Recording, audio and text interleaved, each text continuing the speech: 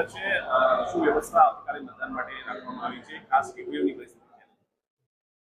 ગાંધીનગર જિલ્લા પંચાયતની સામાન્ય ચૂંટણી 2026 અંતર્ગત હાલ ડિસ્પેચિંગની કામગીરી ત્રેની કોલેજમાંથી થઈ રહી છે.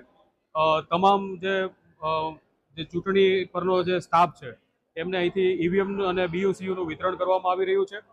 ત્યારબાદ એ લોકો તમામ જે છે અહીંથી બસમાં જમીને રવાના થશે.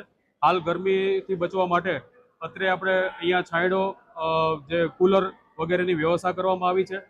આ ઉપરાંત આવતીકાલે જ્યારે મતદાનનો દિવસ છે ત્યારે પણ તમામ બૂથ પર જે હીટ વેવની જે સંભવિત આગાહી છે એને ધ્યાનમાં રાખીને તમામ બૂથ પર આપણે પૂરતા પીવાના પાણીની વ્યવસ્થા, કુદરતી છાંયડાની વ્યવસ્થા, ત્યારબાદ વધારાના રૂમો ખોલવા, હોલ આપણા જે સ્કૂલોમાં છે અને લોબી વગેરેમાં પંખા, લાઇટની વ્યવસ્થા કરીને કોઈ પણ મતદારને ગરમી સામે કોઈ તકલીફ ના પડે એના માટે જિલ્લા વહીવટી તંત્ર દ્વારા માનનીય કલેક્ટર સાહેબની સૂચનાથી તમામ પ્રકારની વ્યવસ્થા કરવામાં આવી છે.